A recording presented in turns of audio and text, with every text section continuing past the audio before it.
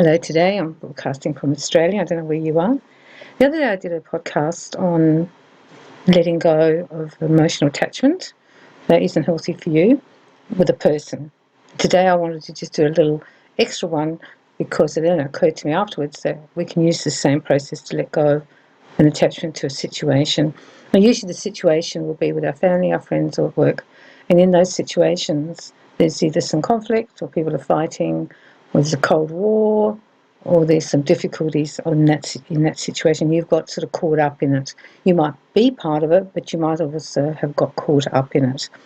So I'm going to talk to you about the energetic way of coping with it, because you can't change some of these situations. First thing you do is you do the same process, which you look at the situation, put the people, I usually put them on a little island so they're all there, and then I cut the cords from the situation. So you do the same thing where you energetically cut the cord, cutting the cord from this attachment that I have, emotional attachment to this situation.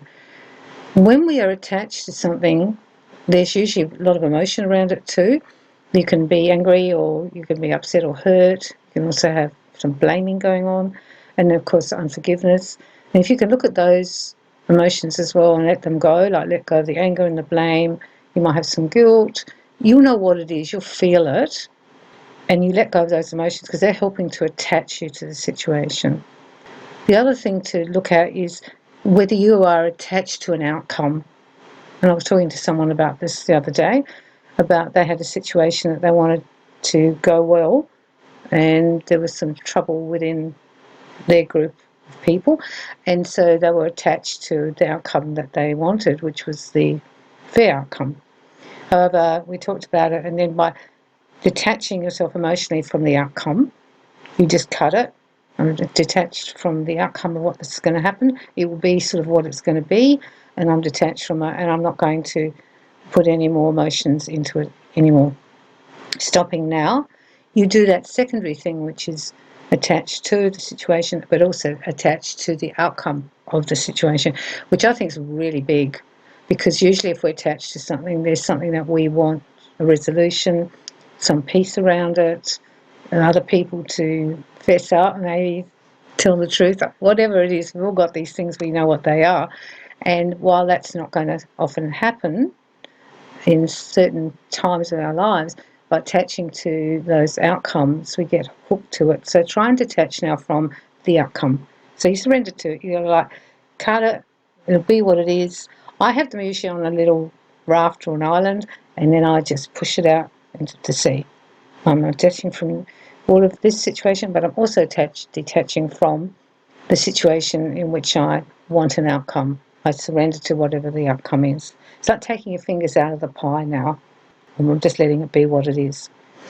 I also send a lot of love to it, to the people in the situation, and or I send a lot of love to the outcome. And I ask that the best outcome, I always ask my guides and spirit to give me and them the best outcome, whatever it is. Some of these situations are karmic too. They'll come up because the other person's bringing something up for you, or you're bringing something up for them. It can be also quite karmic, and when it's karmic, it will just pretty much have to go through a certain process to rectify it, or to come to some kind of peace or understanding. When you do this, you'll actually feel quite relieved. I also had learnt how to step back from it, and you can do that in the same process. So you see it and you just step back 10 paces, and every time it comes in your mind, the situation, you just keep stepping back 10 paces from it, and you'll find energetically that will help you to get some distance.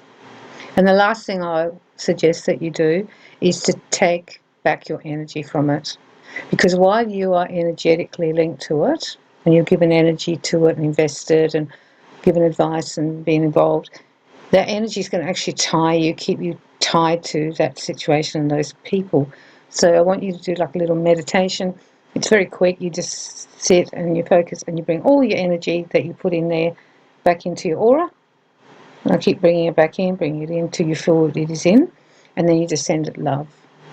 You're not taking the love away, and in a way we're not even taking the support away, we're taking the attachment away.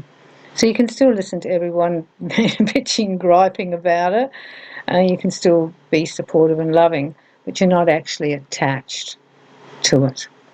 There's also a really interesting thing that I found when I was checking, that I had a couple of people in my life that I was attached to the situation, obviously, because they were involved. But what was really fascinating for me was, even though they were acting all blasé and they didn't care and blah, blah, when I checked them, their attachment to the situation was huge, much, much bigger than I would have ever imagined. And that also showed me that within their attachment, there was that they wanted to control it. You'll find people will want to control, and those coming from control and power and having the outcome they want, like that, in that controlling way, that keeps them very, very attached. They're also very frustrated, and they will get very, very cranky with you in the situation because they can't control it. It's beyond their control, and that drives them crazy. The word I got was that would be eating away at them because they can't get the outcome they want, and they become more and more and more attached. And you'll find anyone who's got any OCD situation that they get themselves in and they have the OCD, they will actually find it very, very hard to be just spinning around, spinning around, spinning around. So these are the things that I suggest that you can do. It's different to detaching from an emotional attachment to a person, but it's actually still people standing on your little raft or your island or wherever you want to put them, and you're still being loving to them, and you're being forgiving, and you're letting go of all your emotional stuff. And what they do with theirs is their issue, they're learning their lesson. But for you, the lesson is to learn to detach from it. Because in a weird way, when you do that, you will change the entire dynamics of it. That's what happens. If you're with someone and certain things are going on between you and or like this situation, you won't necessarily be able to get through to those people and make any changes or appeal to their better nature or whatever. However, the change you can make is that you change yourself and your energy changes. And by doing that, it automatically will change the entire situation and they will feel it. People feel when you change energetically. And when you change with the situation, they will feel that too. You don't even have to say anything. And I don't advise that you say anything. This is work we do on ourselves. Most people don't do it. They won't really understand it. You understand it. When you do these processes, every time it comes up, and it will again, it's actually quite hard to do this, you just detach from it, you send love to it, you bring your energy back in, and you release any emotions to the light that you have around it, and you ask for forgiveness for all of us.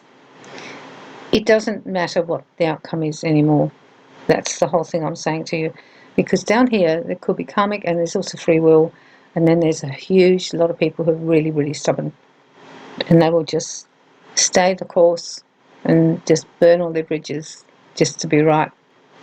There's a little saying, and I really liked it, which is the relationship is more important than being right. I really like that because I think people get hooked into being right and self-righteous and whatever, and it stops them being in the relationship and also keeps them in a judgmental phase. I really enjoyed knowing about this. I got it last night and I was awake, and I thought, oh, I've got to write all these notes down, then I've got to put on this for you. And I think you're going to find it really easy to do, and it will help you. You can use it all over the place, and it'll help you to not be so blown around and flustered. And it's also better for your well-being because you're not having your energy dissipated and drained by these situations. Because at the end of the day, if you've got a bunch of people who won't cooperate, that's what you've got. And they'll be like that as long as they want. And many people, they want to win. They don't want to reconcile or compromise because they see that that's not winning. So if you're with people who are very competitive and want to be right and want to win, this is a really good thing to do. You just pull out, basically pull out. You can still connect with them or relate to them, but you just pull out of the situation. If you're with them, it comes up, you just go, I don't want to talk about it. If you don't want to talk about it, I'll go like, well, I'm kind of done with that. It'll be what it is. This often happens in families, I notice, and it often happens in friendships. That's where you'll notice this dynamic comes up for you and other people. And to be honest, it's kind of a lesson for people to learn to let go of the blame and the anger and the hurt, and to forgive. Because while you're punishing like this, you will not forgive. While you want to punish people, and if you even hear yourself talking while you want to punish them and talking in your kitchen about something you wish that would happen and they need to learn, blah, blah, blah, blah, you're not forgiving them. Forgiveness is when you don't wish to punish anymore and you just let it be. I hope you can use this and I hope it helps. I've just done it, so I'm going to see how it works for me. I haven't done it exactly in this way before, so it was really interesting for me. And what would be interesting in my situation with my lot, that they are so emotionally attached to it, both of the people I'm dealing with, and it's huge. It's like, oh wow, that's big. When I picked up on them, that it'll be interesting to see how it plays out, but it will be what it is now, and I'll just keep sending love to them. I'm wishing you a happy May. In Australia it's going to be Mother's Day soon, so that'll be kind of cool for a lot of the mums and the people who have acted like mums and treated everyone like mums. So don't forget to treat the people who've been good to you, and especially your mum, because people don't last forever, do they? Okay, I'm going to go now. I'm sending you love to all of you, and thanks for listening, and have a good week. Lots of love and light to you.